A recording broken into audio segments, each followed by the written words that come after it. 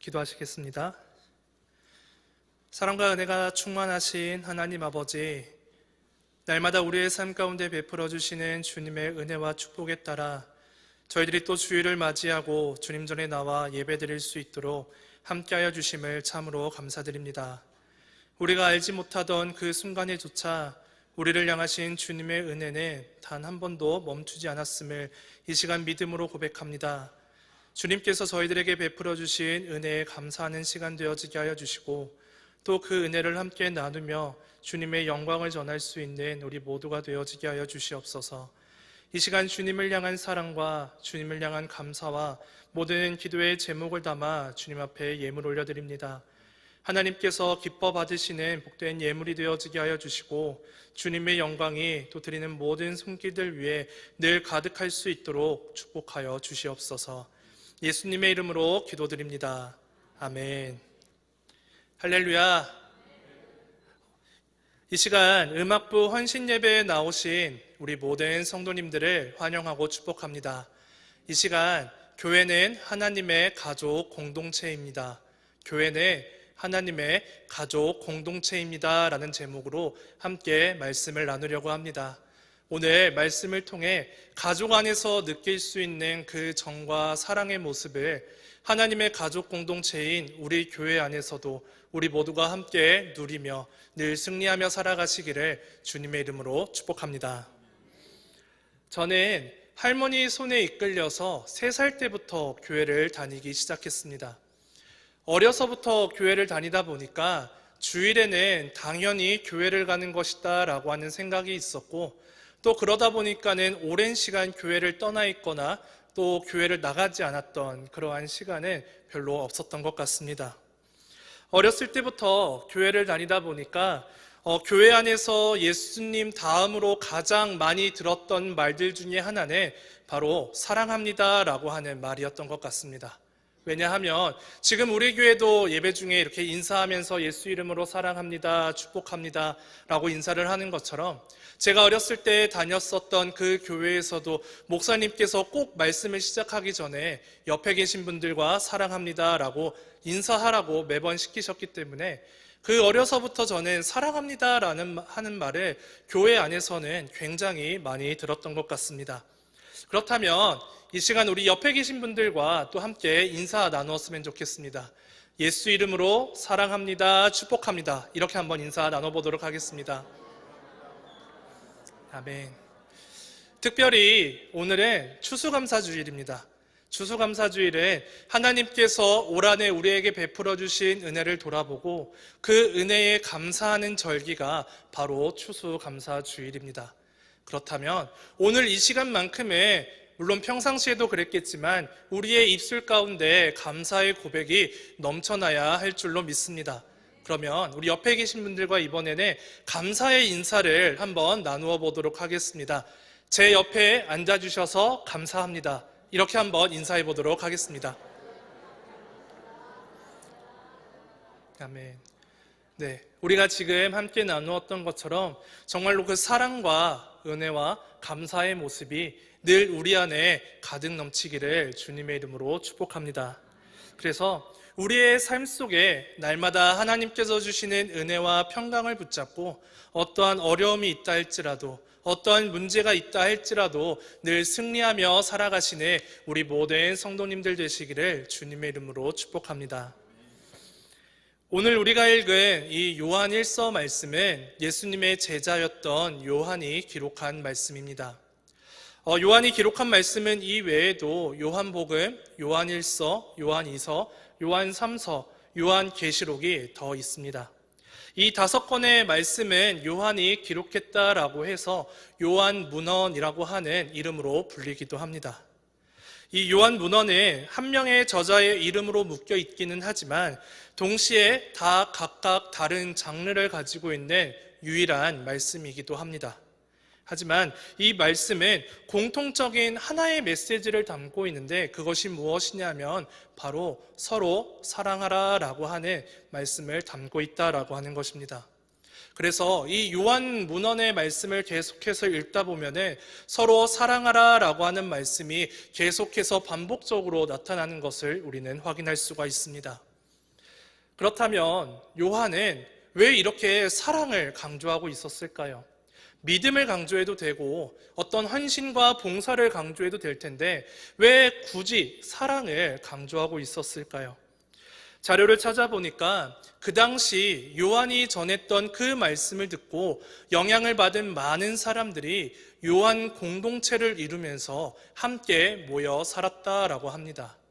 그런데 많은 사람들이 모이다 보니까 사람들의 생각이 다르고 사람들의 기준이 다르고 사람들의 사상이 다르기 시작했고 또 이것으로 인해서 그 공동체 안에 여러 가지 문제들이 발생하기 시작했다라고 합니다. 다른 것이 아니라 말씀의 영향을 받아서 한 자리에 모였음에도 불구하고 서로 다투고 싸우고 나누어지고 분열되는 그러한 모습이 그 공동체 안에 생겨나기 시작했다라고 하는 것입니다. 심지어 그 당시 이단이 그런 공동체 안으로 들어와서 공동체를 더욱더 힘들게 만들기도 했다라고 합니다. 그래서 요한은 비록 당신들의 사상이 다르고 당신들의 기준이 다르고 또 당신들의 생각이 다르다 할지라도 그것 때문에 서로 분열하고 다투고 싸우는 것이 아니라 더욱더 주님 안에서 서로 사랑해야 된다라고 하는 것을 가르쳐주고 있다라고 하는 것입니다. 한번 생각해 보시기 바랍니다. 예수님을 믿는 사람들이 서로 사랑하지 않습니다. 예수님을 믿는 사람들이 서로의 관점을 이해하지 않습니다. 예수님을 믿는 사람들이 자신의 목소리만 주장할 뿐 다른 사람들의 이야기를 듣지 않습니다. 그것을 온전한 믿음의 성도다라고 과연 이야기를 할 수 있을까요? 그런데 어쩌면 오늘날 이 사회의 모습이 그 당시 사도 요한이 전했던 그 사랑의 메시지가 더욱더 절실하게 필요한 그러한 사회이고 시대인 것 같습니다. 어느 글을 보니까 서점에서 가장 많이 팔리는 책은 자기 관리와 재테크에 관련된 책이라고 합니다.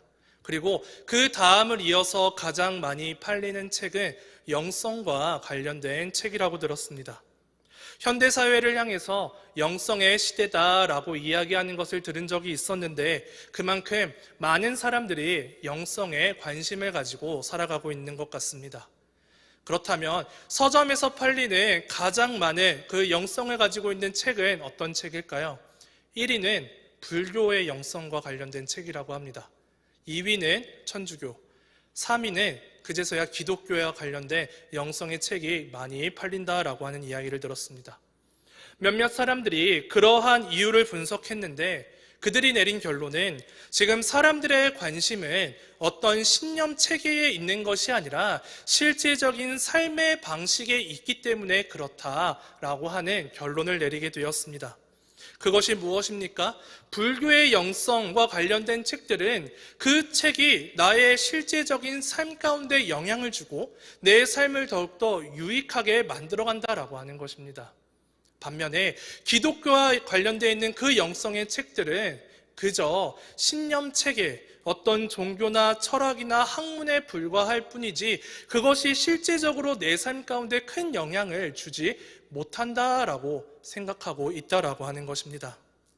이 결과를 보면 정말로 세상의 많은 사람들이 기독교를 향해서 지금 어떻게 바라보고 있느냐, 저들이 믿고 있는 그리고 저들이 함께 나누고 있는 그 말씀에 우리의 삶 가운데는 아무런 영향력도 주지 못하는 그저 철학이나 학문에 불과하다라고 하는 시선을 가지고 바라보고 있다라고 하는 것입니다. 물론 이것은 코로나 이전에 있었던 주장입니다. 그런데 코로나 이후 코로나와 이 팬데믹과 관련된 상황들은 우리의 참 많은 것을 바꾸어 놨습니다. 우리의 가정도 바꾸었고 우리의 사회도 바꾸었고 교회도 바꾸었고 우리의 문화까지도 바꾸었습니다. 다시 말해서 내 삶을 완전히 바꾸어 놨다라고 이야기를 해도 과언이 아닐 정도로 우리의 모든 것을 바꾸어 놨다라고 하는 것입니다. 그런데 그 가운데에서 정말로 안타까운 것이 무엇이냐면 사람들이 생각하는 그 기독교에 대한 인식까지도 바꾸어 놓고 있다라고 하는 것입니다. 2020년 1월 기독교 윤리 실천 운동이라고 하는 단체에서 발표한 한국교회의 신뢰도는 약 32%였다라고 이야기를 합니다. 이것은 100명 중에 그래도 32명은 기독교를 향해서 신뢰할 만하다라고 이야기를 했다라고 하는 것입니다. 그런데 코로나가 터지고 1년이 지난 후 2021년 한국 교회의 신뢰도는 무려 21%로 줄어들게 됩니다. 단 1년 만에 무려 11%가 급감하게 되는 결과가 나오게 된 것입니다. 그 이유가 무엇입니까? 코로나 때 보여준 기독교인들의 그러한 모습은 우리가 따라하거나 신뢰할 만하지 않다라고 하는 것을 보여주고 있는 결과다라고 하는 것입니다. 그렇다면 우리가 정말로 생각해 봐야 될 것이 기독교는, 교회는 그저 여러 가지 학문이나 철학이나 신념 체계 같은 것들만 가르쳐주는 그러한 장소냐라고 하는 것입니다. 세상 사람들에게는 아무런 믿음과 신뢰도 줄 수 없네, 그저 우리들만의 주장을 가지고 우리가 모여 있느냐라고 하는 것입니다. 절대로 그렇지 않다라고 하는 것이지요. 예수님을 한번 생각해 보시기 바랍니다. 예수님께서는 언제나 삶의 방식을 통하여서 많은 사람들에게 하나님의 나라를 가르쳐 주셨습니다. 물론 그 예수님께서 말씀을 통해 가르쳐 주신 적도 있기는 합니다. 하지만 예수님의 대부분의 삶은 실제적인 삶의 방식을 통하여 사람들에게 하나님의 나라를 전파하셨다라고 하는 것입니다. 그렇게 세워진 초대교회를 한번 생각해 보시기 바랍니다. 초대교회는 세상과는 다른 그러한 삶의 방식을 가지고 이 세상을 향해서 정말로 교회가 하나님의 가족 공동체임을, 예수님을 믿는 그 사람들이야말로 삶의 변화가 있고 그 삶 가운데 믿고 따를 만한 무엇인가가 있다라고 하는 것을 보여주고 있다라고 하는 것입니다. 사도행전 2장 44절에서 47절 말씀, 우리 조금 길지만 한 목소리로 함께 읽어보도록 하겠습니다. 믿는 사람이 다 함께 있어 모든 물건을 서로 통용하고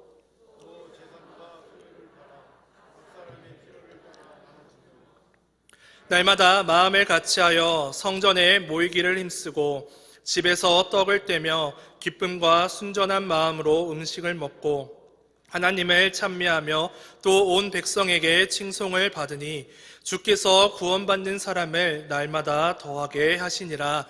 아멘. 초대교회의 모습을 보면 그들은 정말로 예수님의 말씀 안에서 서로가 서로에게 형제 자매가 되어 주었고 더 나아가서 서로의 필요를 공급해 주었던 것이 바로 초대교회가 가지고 있었던 모습이다라고 하는 것입니다.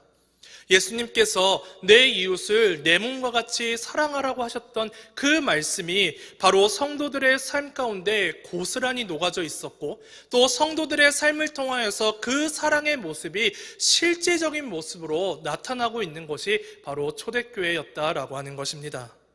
다시 말해서 초대교회가 가지고 있었던 영성은 바로 그들의 삶 가운데 말씀이 고스란히 녹아지는 그러한 영성을 가지고 있었다라고 하는 것이지요. 사랑하는 성도 여러분, 오늘 이 자리에 모인 우리 모두는 진심으로 주님을 사랑하며 또한 주님을 따르기로 결단한 믿음의 성도들인 줄로 믿습니다. 아멘이시죠? 네. 특별히 찬양으로 하나님을 찬양하고 또 영광 올려드리는 우리 음악부는 주어진 사명에 최선을 다하고 계신 그러한 성도님들이신 줄로 믿습니다. 그렇다면 우리의 모든 모임 속에 또 우리가 모이는 그 모든 자리 가운데에서 살아계신 주님의 은혜를 나누고 또 주님께서 우리에게 가르쳐 주신 그 사랑의 모습으로 날마다 열매를 더해갈 수 있는 우리 모두가 되시기를 주님의 이름으로 축복합니다. 하지만 우리가 거기에서 끝나는 것이 아니라 하나님께서 나를 왜 이 자리 가운데 불러주셨는지, 그리고 도대체 하나님께서 나에게 무엇을 원하고 계시는지를 우리는 깨달아야 합니다. 왜냐하면 그 깨달음 속에서 바로 우리가 서로가 서로에게 형제 자매가 되어줄 수 있고 바로 초대교회가 경험했던 그 은혜와 영성을 우리도 경험할 수 있기 때문에 그렇습니다. 이 시간 우리 모두가 정말로 오늘 말씀의 제목처럼 하나님의 가족 공동체가 되어지는 우리 모두가 되어지기를 소망합니다. 그래서 우리 가운데 주님의 사랑과 그 은혜의 모습이 늘 풍성하게 나타날 수 있기를 주님의 이름으로 축복합니다. 우리가 하나님의 가족 공동체가 되기 위해서는 첫 번째로 우리 안에 사랑이 있어야 합니다. 사도 요한은 오늘 본문 말씀을 통해서 사랑의 중요성을 우리에게 강조하고 있습니다. 본문 11절 말씀을 우리 함께 읽어보도록 하겠습니다. 우리는 서로 사랑할지니 이는 너희가 처음부터 들은 소식이라. 아멘. 성경은 11절에서 서로 사랑하라 라고 하는 성경의 큰 전제를 선포하고 있습니다. 그리고 이 사랑을 설명하기 위해서 12절에서는 가인처럼 행동해서는 안 된다라고 하는 것을 말씀하고 있고 16절에서는 예수님의 사랑을 우리에게 가르쳐 주고 있습니다. 먼저 본문 12절 말씀을 우리 함께 읽어보도록 하겠습니다. 가인같이 하지 말라. 그는 악한 자에게 속하여 그 아우를 죽였으니 어떤 이유로 죽였느냐? 자기의 행위는 악하고 그 아우의 행위는 의로움이라. 아멘. 창세기 4장을 보면 아담과 하와가 타락한 이후에 처음으로 등장하는 죄가 있습니다. 그것은 바로 형제가 형제를 살인하는 내용입니다. 가인은 자신의 동생이었던 아벨을 죽인 당사자였는데 본문 말씀은 사랑에 대해서 이야기를 하면서 가인처럼 행동해서는 안 된다라고 하는 것을 우리에게 말씀하고 있다라고 하는 것입니다. 그렇다면 가인이 우리에게 보여준 그 행동의 특징이 무엇입니까? 창세기 4장 9절 말씀을 함께 읽어보도록 하겠습니다. 여호와께서 가인에게 이르시되 내 아우 아벨이 어디 있느냐? 그가 이르되 내가 알지 못하나이다. 내가 내 아우를 지키는 자니이까. 아멘. 가인이 동생 아벨을 죽였을 때 하나님께서 가인을 찾아오셔서 아벨의 존재를 이야기합니다. 그런데 가인은 그러한 하나님을 향해서 이렇게 이야기합니다. 주님, 내가 내 아우를 지키는 사람입니까? 주님, 내가 내 아우를 지키는 자니까 라고 이야기를 하고 있다라고 하는 것입니다. 그 관점을 가지고 오늘날 이 사회의 모습을 한번 생각해 보시기 바랍니다. 많은 사람들이 정말로 공감하고 있는 것은 오늘날 사회가 하나님의 말씀을 잃어버리고 그 영적인 질서가 무너졌다라고 하는 사실에 참 많은 공감을 합니다. 세상에 하나님을 주인된 자리에서 끌어내렸고 더 이상 그 하나님을 우리의 주인으로 인정하려 하지도 않습니다. 심지어는 우리의 마음에서조차 하나님을 쫓아내버리고 살아가는 것이 오늘날 이 사회의 모습이다라고 하는 것입니다. 그 결과 사람들의 모든 사고와 행동과 생각과 그 삶의 기준이 하나님의 말씀으로부터 출발하고 진행되어져 가는 것이 아니라 이제는 내가 내 인생의 주인이다라고 하는 그 생각 속에서 모든 판단이 시작되고 있는 것, 이것이 바로 오늘날 우리 사회의 모습이다라고 하는 것입니다. 이러한 세상 속에서 들려지는 메시지가 무엇입니까? 바로 오늘 말씀 속에서 가인이 고백하고 있는 것처럼 내가 내 아우를 지키는 자니까, 다시 말해서 내가 저 사람과 무슨 상관이 있습니까? 내가 나만 행복하면 되지, 우리만 잘 살면 되지, 저 사람까지도 내가 신경 써야 되겠습니까? 라고 하는 그러한 메시지다라고 하는 것입니다. 그런데 교회가 삶의 방식을 보여주는 곳이 아니라 그저 신념 체계에 불과한 곳이다라고 이야기를 듣는 그 이유도 바로 여기에 있다라고 하는 것입니다. 내가 내 아우를 지키는 자니까 라고 하는 그 고백은 가인의 입에서 고백된 이야기입니다. 다시 말해서 하나님을 잘 모르는 사람, 자신의 이익을 쫓아가는 사람, 자신의 유익을 탐하며 살아가는 그러한 사람들의 입에서, 심지어 내가 나의 주인 된 삶을 살아가는 그러한 사람들의 입술 속에서 선포되어져야 하는 그러한 메시지다라고 하는 것입니다.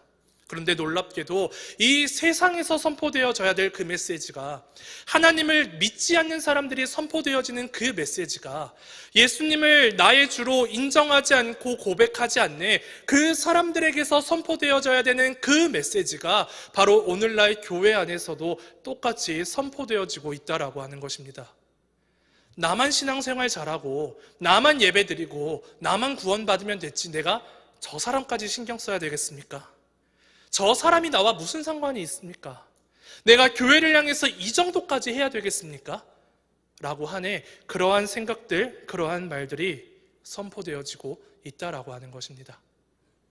세상의 소리가 점점 우리의 기준이 되어져 가고 있고 우리는 그 소리에 맞춰서 하나님을 배반하는 그러한 삶을 살고 있는지도 모르겠습니다. 이것은 오늘날 우리 안에서 하나님의 사랑이 식어져 가고 또 사라져 가고 있다는 가장 큰 증거이기도 합니다. 하나님의 사랑이 사라져버린 곳, 하나님의 사랑이 식어져 버린 곳을 한번 생각해 보시기 바랍니다. 그곳은 예배가 있기는 하지만 그 예배는 형식으로 변할 수밖에 없습니다.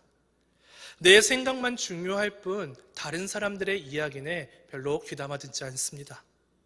예수 그리스도가 나의 주인 된 삶을 살아가는 것이 아니라 마치 예수 그리스도가 나의 주인인 척 살아가는 그러한 사람들만 그 자리에 남게 된다라고 하는 것입니다. 그리고 그 결과는 무엇입니까? 성도는 하나님의 자녀다운 모든 권세를 잃어버리고 이 땅을 살아갈 수밖에 없습니다. 교회가 교회답게 살아가는 것이 아니라, 교회가 교회답게 세워지는 것이 아니라 마치 맛을 잃은 소금처럼 밖에 다 버려질 뿐이다 라고 하는 것입니다. 그렇다면 하나님의 사랑이 이처럼 사라져가고 있는 오늘날 우리 시대, 우리 사회를 향해서 우리가 해야 될 일이 무엇이겠습니까?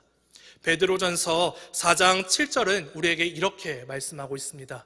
베드로전서 4장 7절 말씀을 함께 읽어보도록 하겠습니다. 만물의 마지막이 가까이 왔으니 그러므로 너희는 정신을 차리고 근신하여 기도하라. 아멘.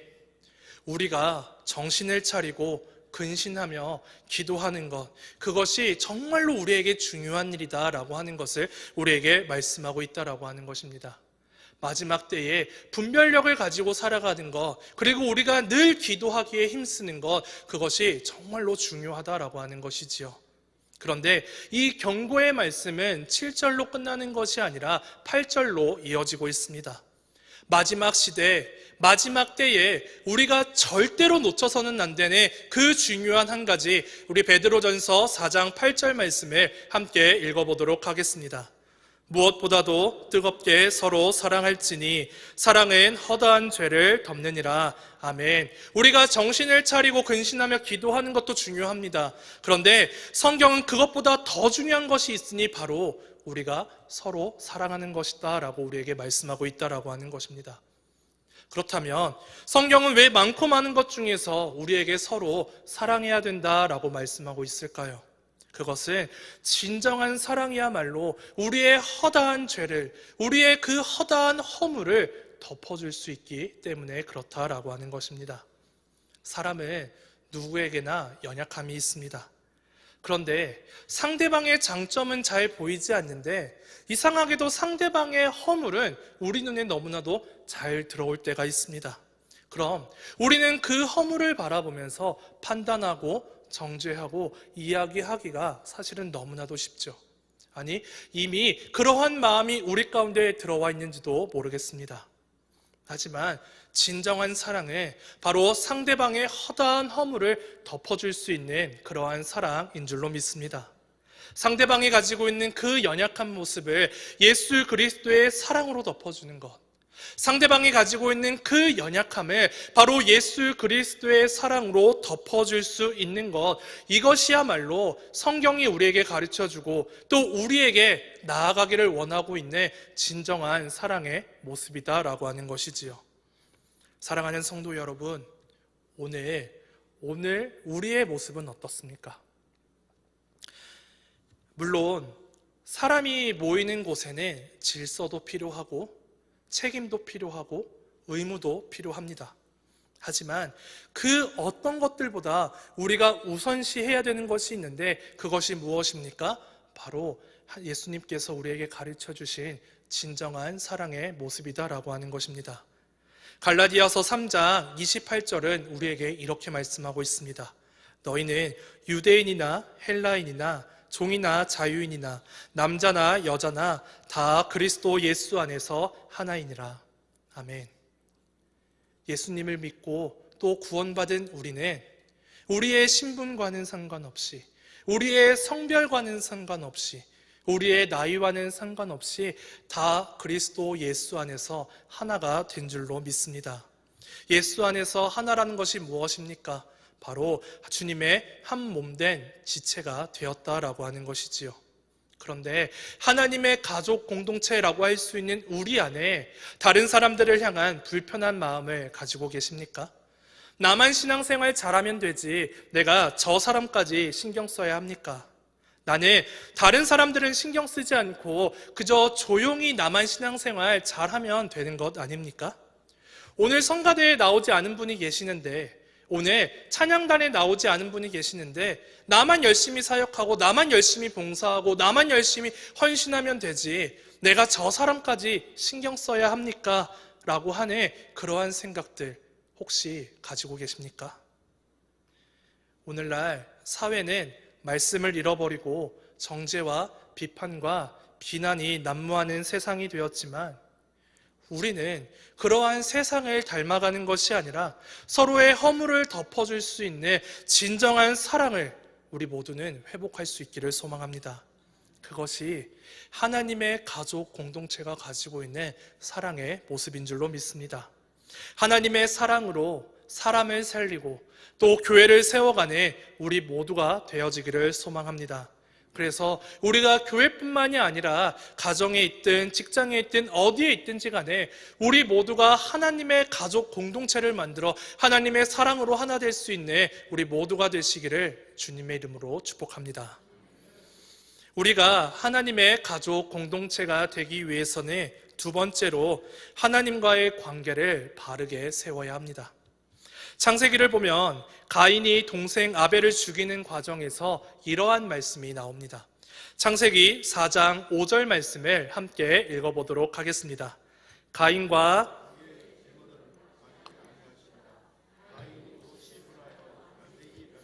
아멘. 지금 가인은 그의 안색이 변할 정도로 굉장한 분노를 지금 느끼고 있습니다.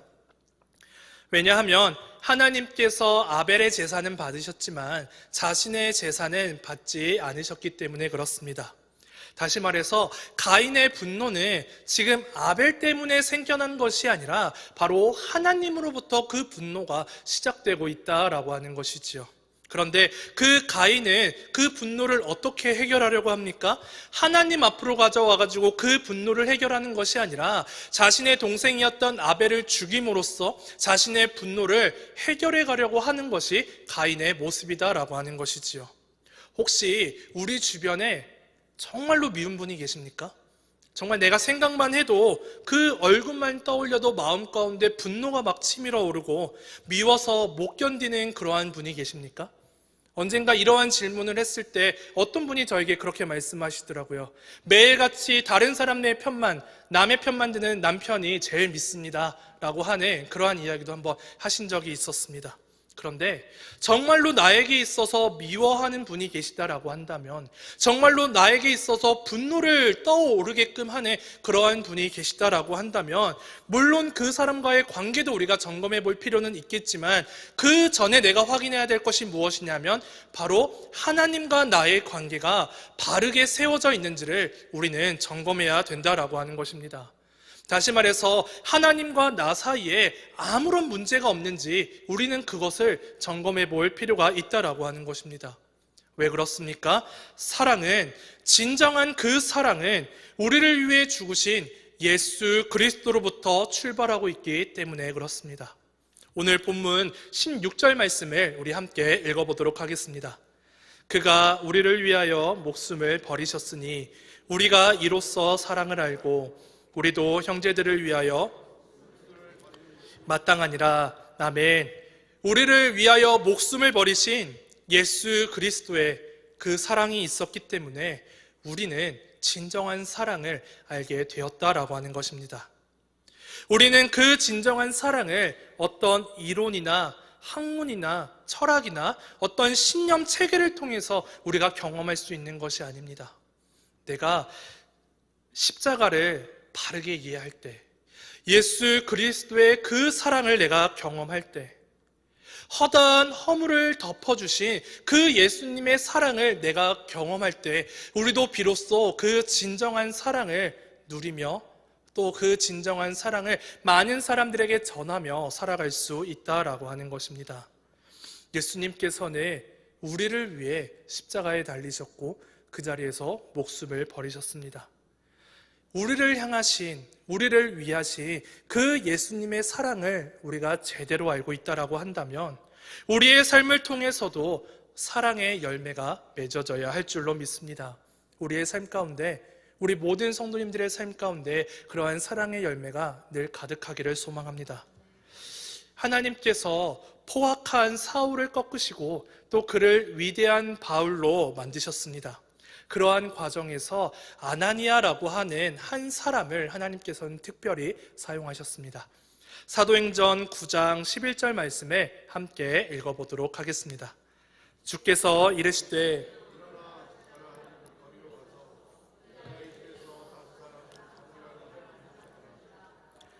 기도하는 중이니라. 아멘. 하나님께서는 아나니아에게 사울을 찾아가고 그를 위해서 기도해 주어라 라고 말씀하셨습니다. 그런데 아나니아의 입장에서 한번 생각해 보시기 바랍니다. 하나님께서 말씀하시기는 했는데 과연 아나니아가 그 말씀에 있는 그대로 순종할 만한 상황이냐? 전혀 그렇지 않았다라고 하는 것입니다. 왜냐하면 그때까지도 사울은 예수님을 믿는 사람들을 잡아다가 핍박하는 그러한 사람이었기 때문에 그렇습니다. 정상적인 생각을 가지고 있는 사람들이라면 그렇게 생각할 수는 있겠죠. 하나님께서 살아계시다라고 한다면, 정말로 하나님께서 정의와 공의의 하나님이시다라고 한다면 지금 나를 사울에게 보내셔서 기도해 주는 것이 아니라 지금 당장이라도 사울을 찾아가셔서 그를 심판하셔야 하는 것 아닙니까? 그에게 책임을 물으셔야 되는 것이 아닙니까? 그에게 벌을 주셔야 되는 것이 아닙니까? 라고 생각할 수 있다라고 하는 것입니다. 그런데 하나님께서는 아나니아에게 찾아오셔서는 너는 가서 그를 위해 기도해 주어라 라고 말씀하고 계시다라고 하는 것입니다. 생각으로는, 그가 가지고 있는 상식으로는 그 말씀에 순종하기가 너무나도 어렵기는 하지만 그럼에도 불구하고 아나니아는 하나님의 말씀에 순종해서 사울을 찾아갔고 사울에게 기도해 주었습니다. 그 결과가 무엇입니까?